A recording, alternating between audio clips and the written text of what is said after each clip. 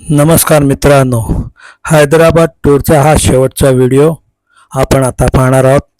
या व्हिडिओमध्ये सालार जंग म्युझियम हे तिसरे सालार जंग, मीर युसुफ अली खान यांचा पुतळा, त्यांचं तैलचित्र आणि त्यांनी हे बांधलेलं हे सालार जंग म्युझियम हे 1951 मध्ये हे बांधलेलं आहे आणि ह्यात जवळजवळ 40 ते 50 हजार वस्तूंचा साठा त्यांनी एकत्रित केलेला. त्यांचं हे वैयक्तिक संग्रहालय असं आपण म्हणू शकतो.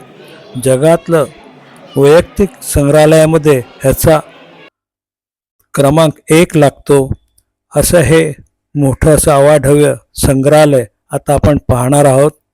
मित्रांनो, हे पाहण्यासाठी तुम्हाला सकाळी 10 वाजता इथे यावं लागेल, कारण हे पाहण्यासाठी तुम्हाला संध्याकाळ नक्कीच होणार आहे. आणि इथे जवळजवळ 40 दालनं आहेत.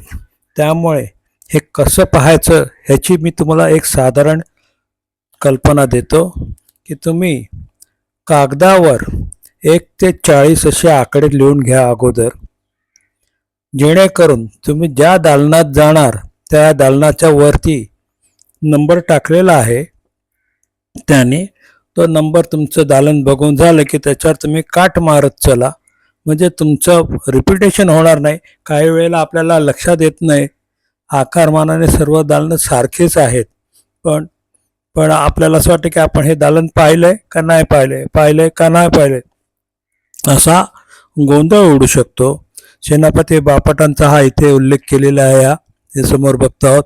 आणि वीर सावरकर यांचा देखील इथे उल्लेख केलेला आहे. मित्रांनो, ह्या म्युझियमला भेट देताना तुम्ही सकाळी जर लवकर आलात तर तुम्हाला आतमध्ये सगळ्या रिफ्रेशमेंटपासून सर्व गोष्टी आहेत, त्यामुळे त्याची काळजी नसावी. तुम्ही इकडे जेव्हा याल, याच्यात 2 प्रामुख्याने मूर्त्या आहेत, त्या मी तुम्हाला आता इथे जेव्हा समोर येतील तेव्हा मी तुम्हाला ते नक्की सांगेल की तुम्ही ह्या मूर्त्या कशा पाहायच्या. ही परदानशी ह्या मूर्तीचं नाव आहे.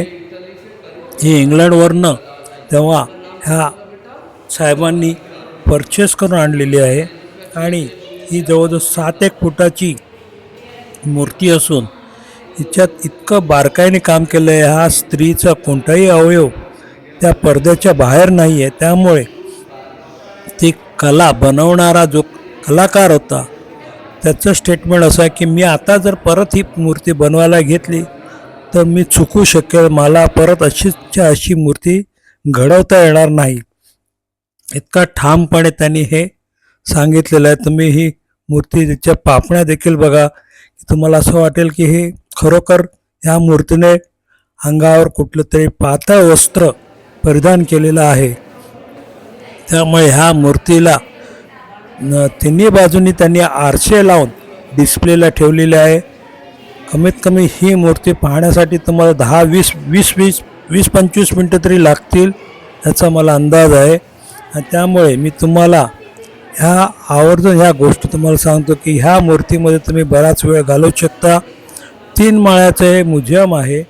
Ground floor, first floor, second floor आणि जवळजवळ 40 दालनं आहेत. त्याच्यामध्ये विविध प्रकारच्या वस्तू त्यांनी ठेवलेल्या आहेत, पेंटिंग्स ठेवलेल्या आहेत. कलाकुसऱ्याचा एक आदर्श असा नमुना आपण भारतातला आहे. माझ्या मते हे 2रं किंवा 3रं मोठं म्युझियम आपण म्हणू शकतो. शस्त्रागार आहेत, पुस्तकं आहेत, सह्या आहेत आणि बऱ्याच काही गोष्टी आहेत ह्या म्युझियममध्ये. तुम्हाला डोकं काम करणार नाही, इतक्या असंख्य वस्तू आपण इथे पाहतो. आणि त्यामुळे हे पाहण्याजोगं आहे. शस्त्राचं बघायचं झालं तर तुम्ही अक्कलकोटला गेलात तर तिथे सुद्धा तुम्हाला शस्त्राचं एक मोठं म्युझियम आहे. महाराजांचं नाव गायकवाड काय बरंच नाव आहे, विसरलं मी आता, पटकन आता आठवत नाही, परंतु ते पण प्रदर्शन पाहण्यासारखं आहे. शस्त्राचं, फक्त शस्त्राचंच आहे तिथे, बाकी इतर वस्तू नाही आहेत. पण इथे मात्र सगळ्या ह्या सालारजंग म्हणजे पंतप्रधान. निजामाचा हा 7वे निजाम होते, त्यांचं हे पंतप्रधान म्हणून काम पाहायचे. त्यांना हा एक शौक होता की इतर ह्या अशा कलाकुसरीच्या वस्तू गोळा करायच्या.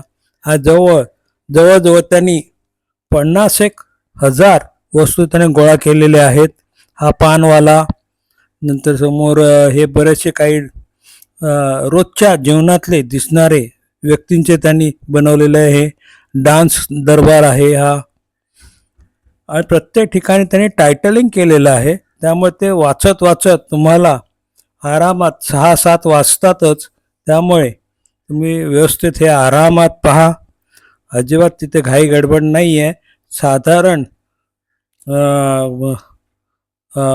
विकेंडला नका जाऊ. विकेंडला गेला तर तुम्हाला गोंधळ की बरीचशी गर्दी असते आणि बऱ्याचशा लहान मुलांचा चिल्लम चिल्ली असते, नुसते आवाज असतो.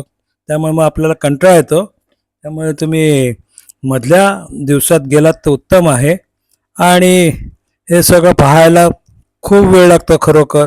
त्यामुळे तुम्ही इथे आरामात तुमचा वेळ जाईल. आणि ही एक दुसरी मूर्ती आहे. ही समोरनं पुरुष आणि एक्झॅक्टली पाठीमागणं लेडीज आहे. त्यामुळे ह्या 2 मूर्त्या आवर्जून इथे तुम्ही पाहायला हव्यात. बरेचसे सुंदर सुंदर आरसे आहेत इथे लावलेले त्या काळातले. आणि त्या काळमध्ये असा जास्त जुना काळ नाही आहे की जेव्हा जास्त 1951 साली हे त्यांनी आधी स्वतःच्या बंगल्यामध्ये हे सुरू केलेलं होतं संग्रहालय. पण नंतर मग गव्हर्नमेंटने ते मोठ्या स्तरावर बांधून एक 60च्या दशकात हे मोठ्या स्वरूपात बांधलं आणि त्यात हे सर्व गोष्टी डिस्प्ले केलेल्या आहेत. आता हे गव्हर्नमेंट अखत्यारीत आहे. पूर्वी हे प्रायव्हेट होतं. त्यामुळे आता हे पाहायला सोपं पडतं. 70-80 रुपयाचं तिकीट आहे, जास्त नाही. म्हणजे 70-80 हे तिकीट माझ्या मते मी हे दुसऱ्यांदा पाहतोय म्युझियम. हे मी ह्या अगोदर 98ला हे मी इथे आलो होतो, तेव्हा मी हे पाहिलेलं आहे म्युझियम. आणि तेव्हासुद्धा 80च रुपये होते. पण तेव्हा 80 रुपये जरा खूप मोठे वाटले मला. आता त्या मनाने आपल्याला 80 रुपये काही वाटत नाही. हा नाईट वॉचमन आहे. छान बनवलेल्या आहेत ह्या सर्व मूर्त्या. आणि हे सगळं कलेक्शन त्यांनी बरंचसं कलेक्शन बाहेरचं आहे, फॉरेनचं आहे. इंडियन कलेक्शन खूप कमी आहे. आणि त्यांना ही आवड होती ह्या सर्व गोष्टी जमा करायची. आणि त्यांनी हे जमा केलेले आता आपल्याला, त्या काळी त्यांनी जमा केलेले आपल्याला आता हा व्यवस्थित 70-80 रुपयामध्ये आपण विथ आरामात अगदी इझिली आपण हा पाहतो. आणि खरोखर पैसा वसूल आहे हे सालारजंग म्युझियम. वेगवेगळ्या लाकडाच्या, हस्तिदंताच्या, तुमच्या कास्टिंगचा तर त्यांचा 1 नंबर आहे जगामध्ये. कास्टिंगमध्ये ज्याला काय म्हणतात आपण इंग्रजीमध्ये अलॉय म्हणू शकतो, त्याला अशा टाईपच्या कलाकुसर असलेल्या मूर्त्या सगळ्यात जास्त इथे आहेत. असं म्हणतात की जगामध्ये सगळ्यात मोठा साठा हा या संग्रहालयामध्ये आहे. आणि तुम्ही इकडे जेव्हा याल तेव्हा व्यवस्थित वेळ काढून या. धावती भेट देऊन बघण्यात काय मजा नाही आहे. खूप वेळ देऊन तुम्ही हे पाहायला हवं.